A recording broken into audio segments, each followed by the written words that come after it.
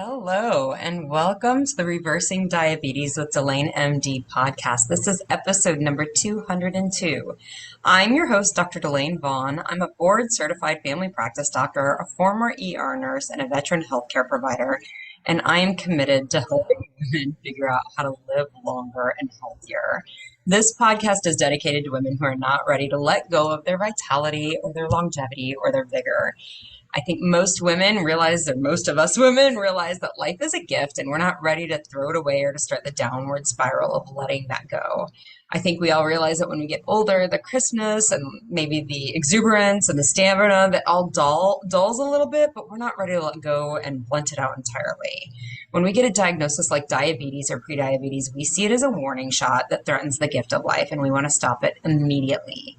And the more we learn about diabetes, the more we realize we really have to reverse this in order to maintain that vitality and that spirit that's always been us. This podcast is dedicated to strategies to helping women do just that. For the gentlemen out there, you know I adore you and I love hearing from you. Some of you I've coached. I have a coach that works with men specifically to help them work on their health and change and make healthy lifestyles. So his name is JP Baldwin, and his website is www.higherlevelcoaching.co, not .com, .co. His last name is B as in boy, Olwahn, as in Nancy, N as in Nancy. He has a similar story to me, meaning that he was a healthy individual. I want to say he was a Navy SEAL. He was a Special Forces military guy and very what he thought was healthy, and then got diagnosed with prediabetes and had to figure out what was going wrong and how he was doing it wrong, and really dedicated to making those changes. He trained at the same school that I did, so he uses a lot of the same coaching skills that I use. I'd highly recommend him if you're interested as a gentleman in trying to make these lifestyle changes in order to improve your health.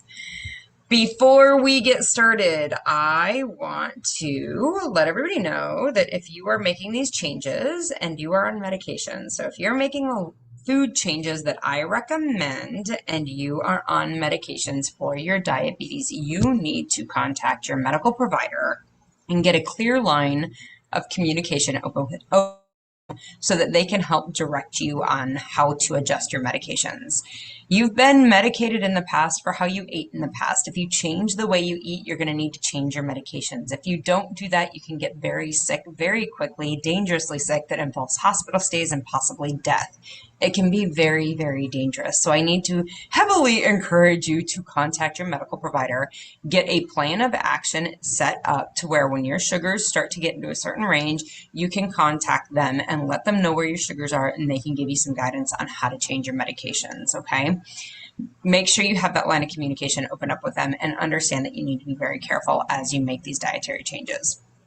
Lastly, I want to encourage you to rate the podcast. If you're listening to this podcast and you find it beneficial and you're getting amazing results and it's been so incredibly helpful for you, if you rate the podcast, this podcast is going to get put in front of more people. That's how the algorithms work. When you rate and review this podcast on whatever podcast app you use, this podcast will get put up in front of more people so more people can get the same help that you're getting. If you're listening through my website, that's awesome. High five up top. Put it on your social media, share it, tell anybody that you think might benefit from this, that there is help out there. That is my mission here on this earth, is to help people understand that they don't have to be sick and tied to the quote unquote healthcare system and be sick all the time. They don't have to be that way. And that's my mission in life. And this podcast is the avenue that I use to do that. So if you're getting help from this, tell others, rate the podcast, review the podcast so others can see this too. If you are unaware, you can follow me on Instagram and Facebook, and I'd love to have the follow. Delane MD is the name on both places. If you're interested, you can join the Delane MD Reversing Diabetes group on Facebook. It's a free group. You just have to ask to join. I'll let you in. Great community of really helpful souls there. All right, so let's dive in today. Today, we are going to talk about what actually creates your results, okay? You might think that it's your schedule and how busy you are, or the food that's available, or maybe it's your exercise routine. It's none of those things that create your results, okay? This has been mind-blowing for me. I heard another coach, I was listening to a coaching session, a group coaching session, and the coach, the moderator of the group, was talking about how she was basically describing the thought model, which I'm going to jump into. But what she said, which was to my brain, was your circumstances are never creating your results. Not what creates your results. Never, ever. That is not how it works. So that is what I want people to hear. So many times I hear from women, it's my schedule, it's the candy jar at the office, it's that I can't exercise, it's that I love this food. We want to believe it's these things, like it's my love for food that means that I can never be healthy, that I'm destined to a life of disease for the rest of my life. That's why I can't fix this. And what I want to offer to you is when we can really truly understand that that circumstance, the fact that a candy jar exists at your office, that your schedule is what it is, that you love X food, that is a circumstance that occurs and it never creates your results. Maybe it has, like your thoughts have led to that being the issue. You believe that's the issue and it's created this result up till now, but it does not have to. Never, ever does it have to. In fact, I would offer the circumstance never creates the result. The thought that you have about it does, and that's what we're going to dive into. So before we get jumping into that, I want to review the thought model. The thought model is a coaching tool that I use. It is present. It's always happening. I'm always using it whenever I'm coaching somebody. So if you've ever coached with me, I was always thought modeling you in the back of my brain, and it's always working. This is also a tool that's used in psychology and cognitive behavioral therapy. It's based on foundational or hardwirings of the human brain. Things like confirmation bias is the big concept that the thought model or this, and again, cognitive behavioral therapy is the same thing, those concepts are based on. These tools are really based on the concept of confirmation bias. So there are 5 parts to the thought model. There are the circumstances, there are thoughts, there are feelings, there are actions, there are results. How those 5 things fit together is we have circumstances in the world and our brain has thoughts about them. Those thoughts create the feelings that we have. Those feelings drive our actions, and those collections of actions that we take create the thoughts or the results that we have in the world. Okay. So circumstances are some things that I think that maybe we get a little sticky and confused about. People want to say, my busy schedule, that's a circumstance. My busy schedule is a circumstance. Not everybody would look at your schedule and say it's busy. Maybe it's a reasonable thing to think, like it's probably not unreasonable. Like we are get shit doners in the world, right? Like it's not unreasonable to believe that your schedule is busy. But defining it as a busy schedule is a thought. It is not a circumstance. Now, you may have a piece of paper and it may have things listed out at times that you are scheduled to get them done. That is a court of law thing, right? Like you can present this to a judge and say, this was my schedule this day. You can say, yep, I see that, I see that, I see that. Check, check, check, check, right? Or she can say that. So that can be a circumstance. But when we say it's busy, we're processing that. We're filtering that circumstance into a thought. Okay. And that's really what thoughts are. They're filters of whatever's going on. Okay. Another example that I use frequently when I'm describing what a circumstance is temperature, right? I can take a thermometer, a Fahrenheit thermometer, and put it in my backyard. You will read it, and when you read it, it will read the same thing that I read on it at the same time. And anybody in the world who comes and looks at the thermometer at that moment in time will read the same number that you and I read on it. That is a circumstance. It's hot is a thought. It's cold is a thought. Weather's nice, thought. Weather's bad, thought. Those are all thoughts. They are not circumstances. In fact, I live in the Midwest, in Tornado Alley. I live in Kansas, like the classic tornado state, right? Like tornadoes, like lots of people who haven't grown up here, they're terrified of tornadoes. Most Kansas kids, most kids who grow up here, we get kind of excited. We get kind of jazzy, like, ooh, tornado time. This is fun. I think that. I certainly get excited. I'm like, ooh, let's go drive around. Not that I want to drive into the middle of a tornado, or if the tornado is descending on my house, I don't want to put myself at risk. But watch the tornado from a distance, it's a pretty spectacular view. That's fun to me. Okay, so all of these circumstances, tornadoes, circumstance, they happen. Everybody in the world can see that this is an event that happens.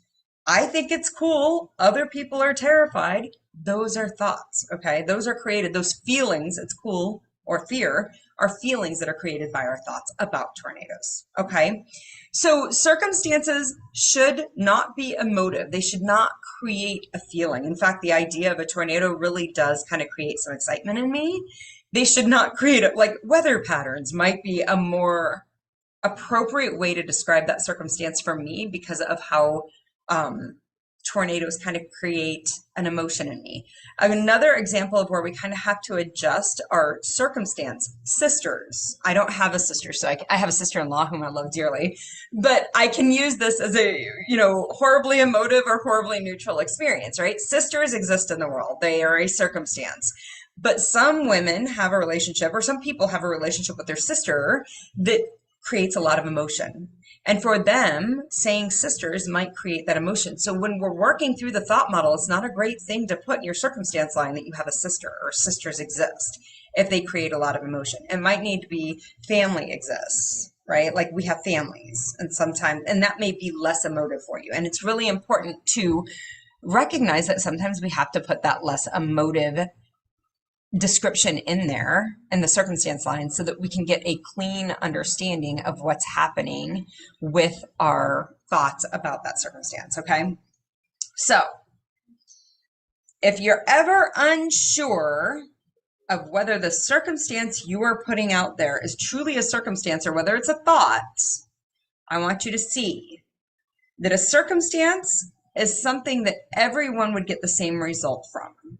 So, looking at the thermometer in my backyard, all of us looking at it at 12:28 in the afternoon, we are all going to get the same reading on that Fahrenheit thermometer. All of us, everybody in the world would get that. Okay? That's a circumstance. Okay? If it's one person's getting one result like it's hot and one person's getting one result like it's cold, that's a thought. That's not a circumstance. If the seas of the world, the circumstances of the world were the same for every human being, the result would be the same, okay? So that means if you can think of a circumstance, like I work this 8 to 5 job and it's what's keeping me from getting this result. Like I work an 8 to 5 job and that's why I have type 2 diabetes. If that's where your brain is going, I'm too busy with this job and that's why I have diabetes. So you have a circumstance and then you have a result. Yes, I'm too busy is actually a thought, but you have a job that expects you to be there from 8 to 5, and maybe you've committed to be there from 8 to 5, and you want to show up for that commitment, and you go to work from 8 to 5, and your brain is offering to you that that's why you have the result of type 2 diabetes. It is only a congruent thought model. It's only a real equation, or I guess an equivalent equation, a true equation, if every human being who works 8 to 5 also has type 2 diabetes, then it would be a circumstance. And if that's not the case, if you can look around and see humans who have the same schedule as you and don't have type 2 diabetes, this is the best freaking news I could ever offer you in your entire life. Because you don't have to have that result either. And that's where the incredible power of this revelation that circumstances never create our results. That's where the power comes. So I'm going to run through a few examples, and these are frequently examples that I have with clients. And I'm going to run through the thoughts that keep us stuck and sick, and I'm going to run through different thoughts that would not keep us stuck and sick. So some of these thoughts are thoughts that I've had in the past, and then some of these thoughts are thoughts that I've grown to get to my present state where I'm not insulin resistant and not having prediabetes and not having high blood sugars, and my scale is where I want it to be, and I like where my health is. I have a good relationship with my health, and I have a really solid relationship with my food, okay? So that's for me. You don't have to want the results that I have. You don't have to want that at all. What you have to see is it's not required that if you have a certain circumstance that you have the result that you have. And if that's the reason that you've been believing is keeping you sick, I want to blow the doors off of that for you so you can see that something else is possible for you. Okay. So the examples, I'm going to use scheduling, I'm going to use food, the food that we like, and then I'm going to use exercise, and then I'm going to dive into some what's called thought errors, because I think it's important for us to see that these exist.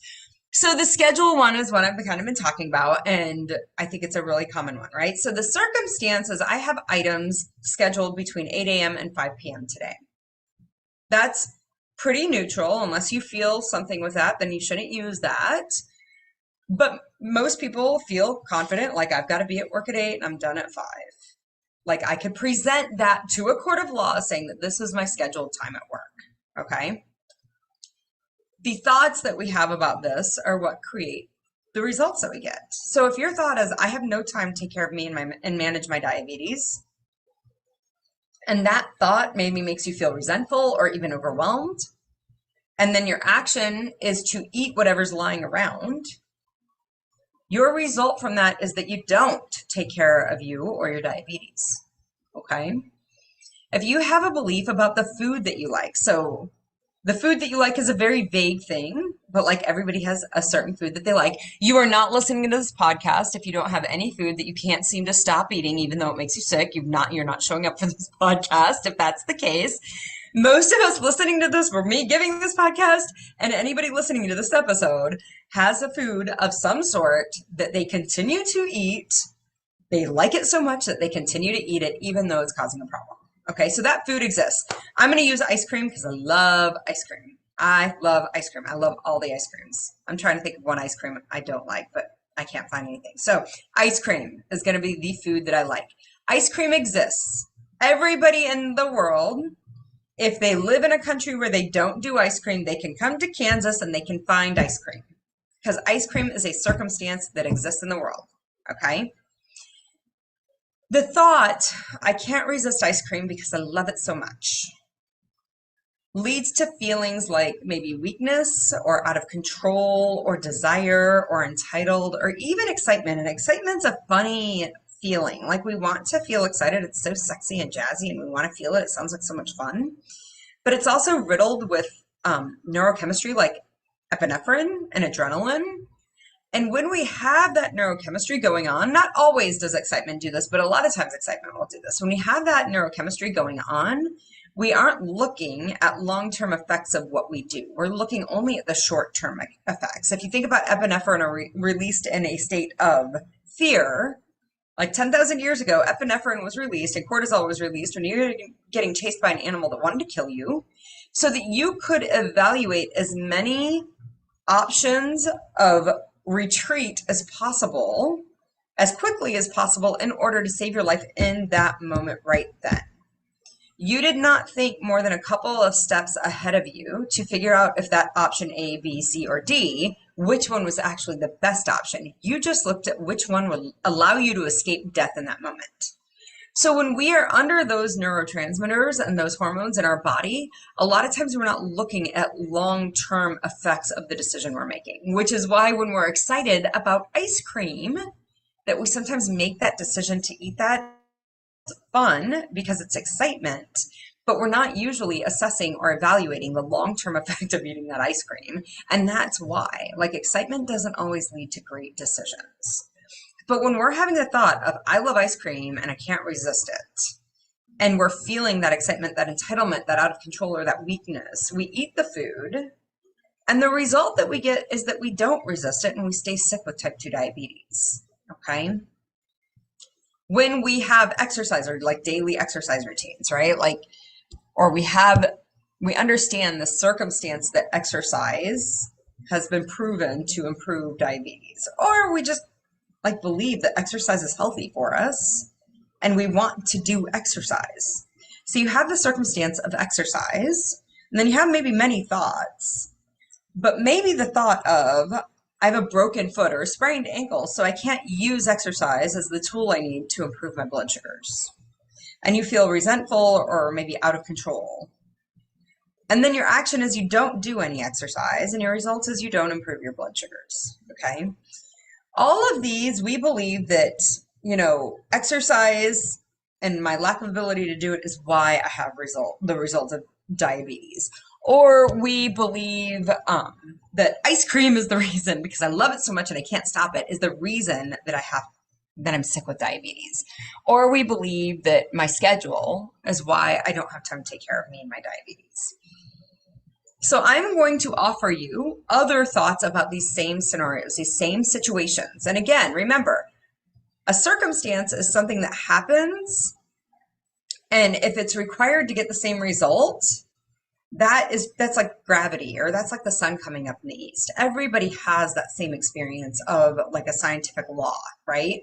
Circumstances that create, our disease or the things that we're not wanting, these come from our thoughts. We filter all of those circumstances through our brain, and that is what actually creates our results. It is not the event that's happening, right? If the sun comes up in the east and you really have a hard time with the sun coming up in the east, it's not because the sun's coming up in the east, it's because what you believe about the sun coming up in the east.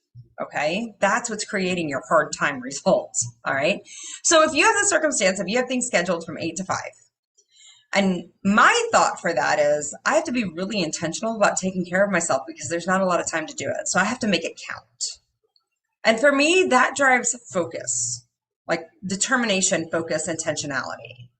My actions from that determination and that intentionality is that I eat foods that like give my cells nutrition, that serve my body, that serve my health. And of course, my result is I'm healthy. I create health from that. It has nothing to do with my schedule. Okay. When I have food like ice cream around that I really like, I have a thought. I want to love this food and I want to be healthy. I want both to exist at the same time. And I want to pause here because if you're believing that you don't want to love this food, God, it would just be easier if I could just not love this food. I call BS. You do want to love the food. Everybody wants to enjoy their food. If you believe you don't want to love it or enjoy it because then it would be easier, that is not what makes it easier. What makes being healthy easier is not telling yourself that you can't resist it because you love it, or that you can't resist it unless you hate it. And that's just not the truth. You can resist it and love it, right? My thought is I want to love the food and I want to be healthy. I want both. And that feeling for me is resolution, is resolved, resolute, it's resolved. I'm resolved to the fact that I'm going to love the food and I'm not going to eat it all the time because I want to be healthy. So I don't eat that ice cream today. And the result that I get from that is I'm healthy. When I have exercise, so if I had a broken foot, and I had a stress fracture at one point years and years ago. And the idea of daily exercise was challenging because I had a stress fracture and I couldn't go out and exercise the way I wanted to. So definitely, like, it's very reasonable to believe I have a broken foot, so I can't use exercise to improve my blood sugars. But if you challenge your brain to go forward and say, hey, I'm going to go ahead and exercise, I'm going to figure out how I can use exercise to improve my blood sugars despite a fracture. Then you're going to start looking for ways to solve that solution. Okay. So for me, even a little exercise, this is my thought, always, even a little exercise will help my blood sugars.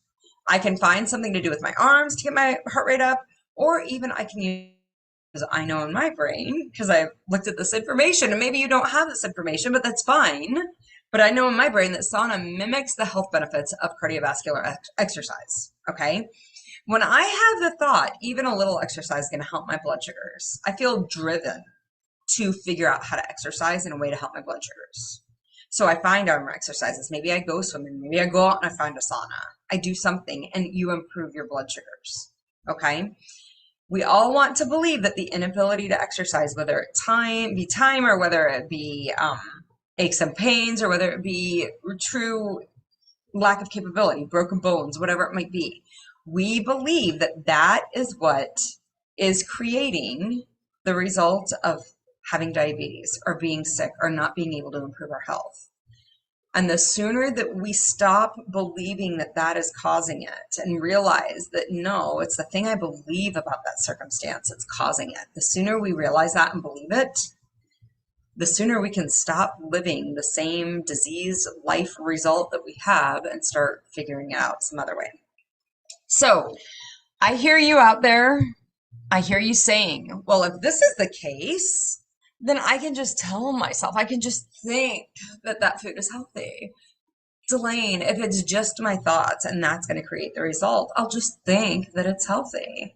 And so you'll have the circumstance of pizza, and you'll have a thought, and this might actually sound a little bit familiar for you. Eating pizza occasionally is still healthy. And you feel maybe permissive or maybe reassured that your decision to eat the pizza is totally okay because eating a little bit of pizza occasionally is still healthy. Okay? And you eat the pizza from that permissive or reassured feeling, and your result is your sugars don't improve and you're not healthy. So I know you think, you're like, I caught her. This is not true. Just because I think the pizza is healthy doesn't make it healthy. And you're right, it doesn't. This thought that eating the pizza sometimes is still healthy is what we call in the biz a thought error. These exist.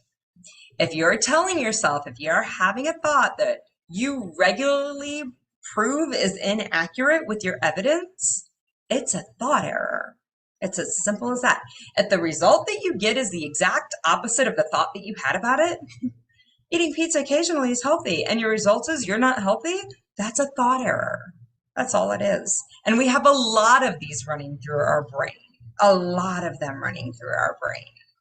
If I just admit that I love the muffin, then I won't want it anymore. Thought error. That was not true. I totally still wanted the muffin. Okay? We have all sorts of thought errors. Calling them what they are really diffuses them nicely. Oh, that's a thought error. When I believe that eating pizza sometimes is okay, and I've tried it a million times and my blood sugar goes up every time, clearly it's a thought error. That diffuses those thoughts, and it makes that permissive or that false reassurance that goes with it less appealing. It makes it less, compelling to behave that way. We don't eat the pizza. We don't have our sugars go up. Life is fine. Okay? We just know that we really like pizza. Okay? So, circumstances are never producing our results, ever. The circumstance that happens in life never produces our results.